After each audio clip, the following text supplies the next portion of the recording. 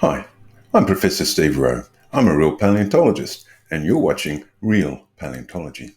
And today we're going to look at a species of big cat, a really big cat.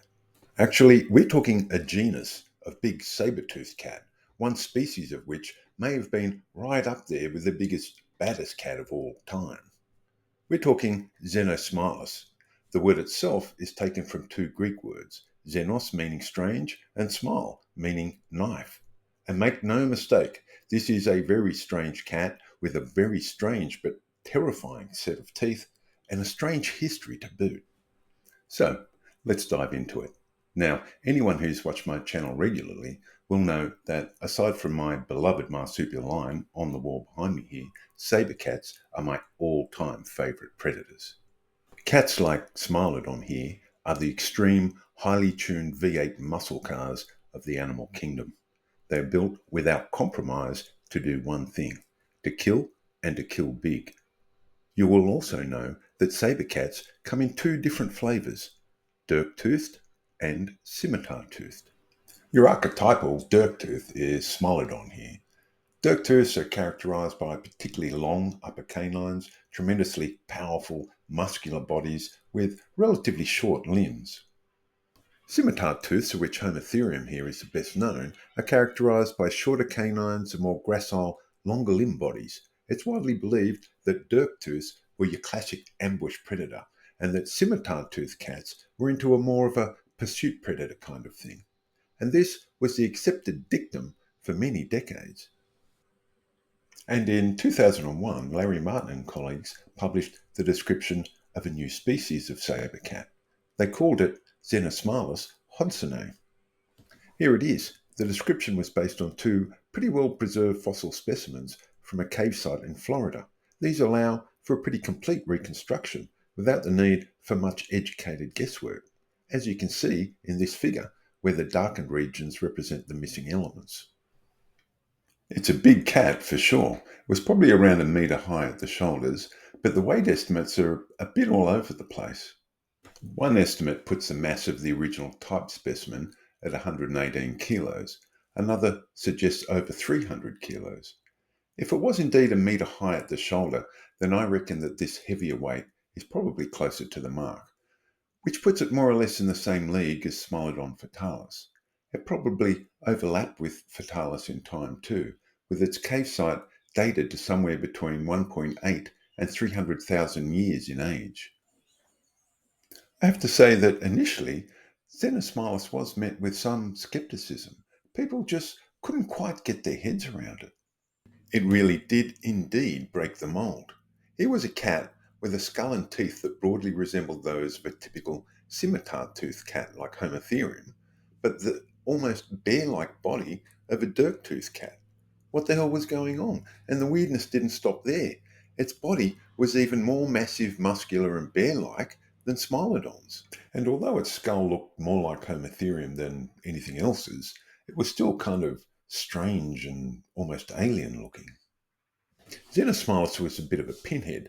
Its head was kind of small, but it had a very large sagittal crest, which implies that it had large jaw-closing temporalis muscles and a more powerful bite than your typical saber cat.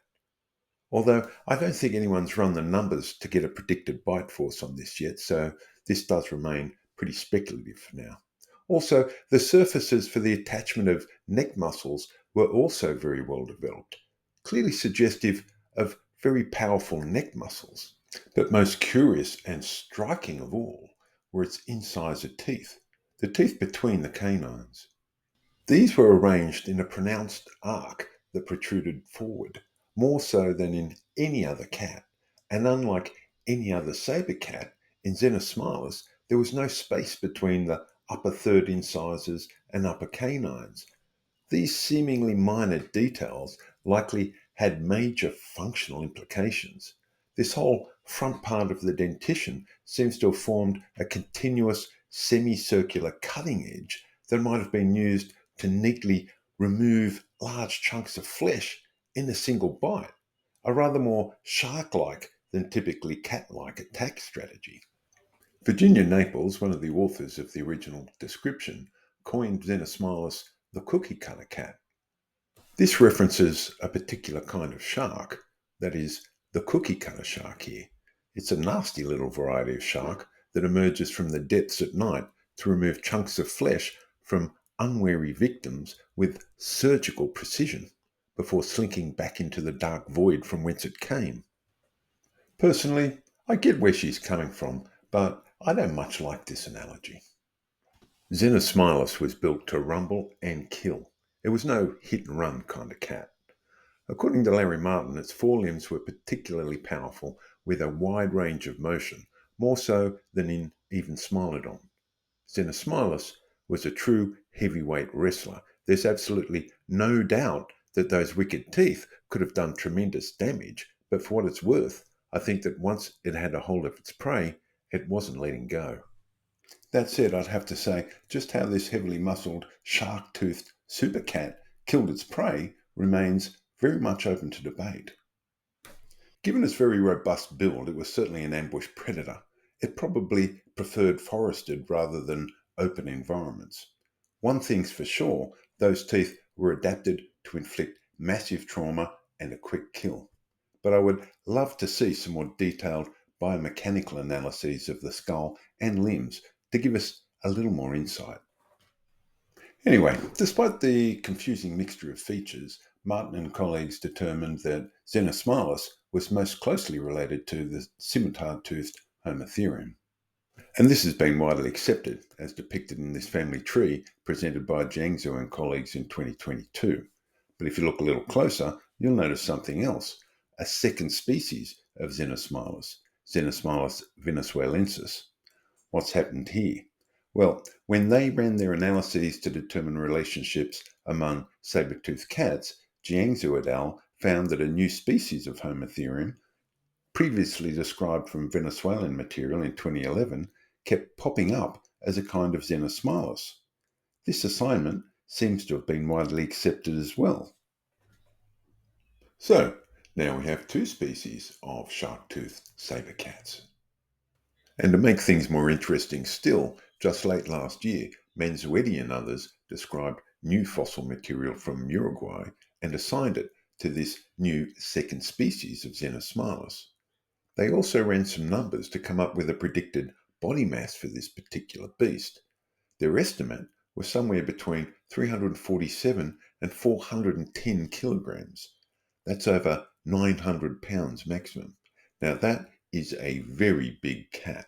It certainly puts it right up there with the biggest saber-toothed cats described to date, Smilodon populator and Macharidus horribilis. Now, I have to acknowledge a caveat here. This estimate is based on tooth dimensions, and tooth dimensions aren't the most reliable indicators. Nonetheless, it's certainly bigger than the Floridian Xenosmilus, which is already a damn big cat. Okay, so lastly, what did Xenosmilus eat? Well, the specimens from the cave in Florida were found with a whole bunch of peccari bones, leading to the reasonable conclusion that the two Xenosmilus found there had a penchant for these 30-kilo or so pig-like ungulates. However, their teeth and bodies were way too over-engineered for them to have been routine small prey specialists. Regarding Xenosmilus venezuelensis, Manzuetti et al. 2024 suggests that this big South American species typically preyed on animals that weighed over 1,000 kilos. There were definitely plenty of big potential prey around in the same geological formation, including giant ground sloths, glyptodonts, and toxodon. All of these top 1,000 kilos in weight, some over 2,000. So, where does Xenosmilus sit in our super predator league table? Well, I think it's a no-brainer that it was a card-carrying high-order super predator. There is no way that it had any predators of its own. It was indisputably a hypercarnivore, and I think it's pretty much inconceivable that it did not regularly prey on animals larger than itself. And I reckon the South American species may well have rivaled even the mighty Smilodon populator for the position of super predator among super predators. Let me know what you think in the comments section below. For sure, we will need some more complete material to truly sort this out. I hope you found this little episode entertaining. If you did, then please like and subscribe. Maybe even throw me a couple of bucks with the thanks button. It'll help me get a better computer before this one dies on me. Either way, please enjoy the rest of your day or night.